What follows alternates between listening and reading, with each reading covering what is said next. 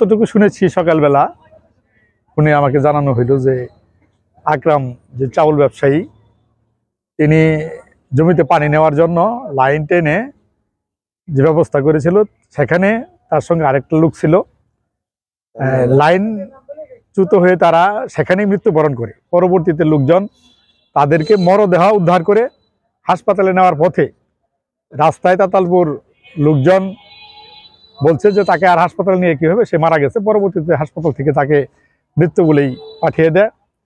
এটা সম্পূর্ণ অপমৃত্যু, তারা দুজনই অপমৃত্যু হিসাবে আমি যতটুকু শুনেছি এবং প্রশাসনিকভাবেও তারা দেখতেছে এটা অপমৃত্যু।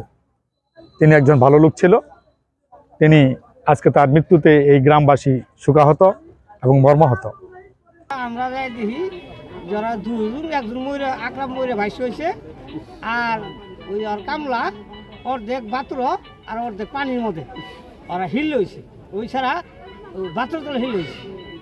আর ওর যে ট্রাক্টারওয়ালা আলবাবু এক সারা আলভাইত আছে আর এক সারা শিক্ষা বাড়তেছে।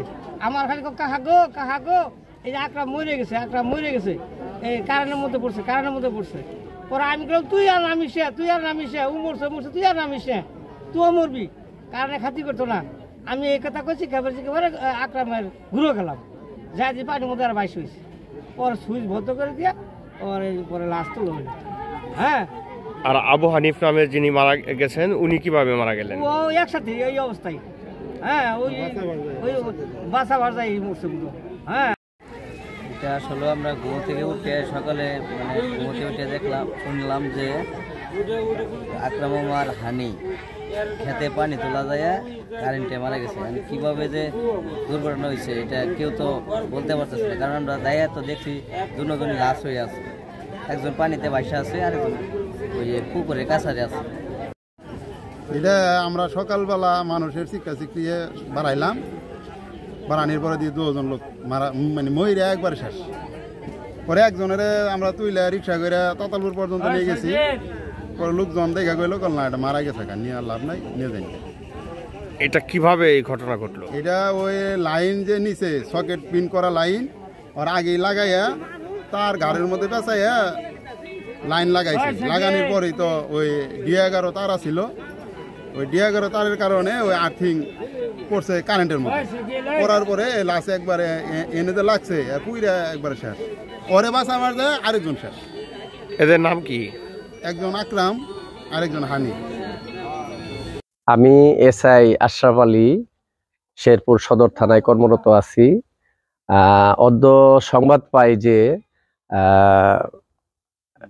বাজিত খিলা সাত্তারকান্দি গ্রামে বাজিত খেলা এলাকায় দুজন লোক বিদ্যুৎ স্পৃষ্ট হয়ে মারা গেছে। আমি ঘটনাস্থলে আসি সঙ্গীয় ফোর্স সহ।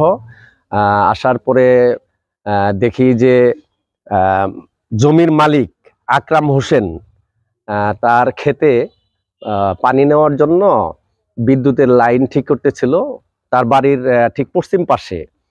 সেখানে আপনার লাইনের বিদ্যুৎ নামাইতে গিয়ে বিদ্যুতের তার উল্টাপাল্টা হয়ে বিদ্যুৎ স্পৃষ্ট হয়ে ঘটনাস্থলেই আকরাম মারা যায়।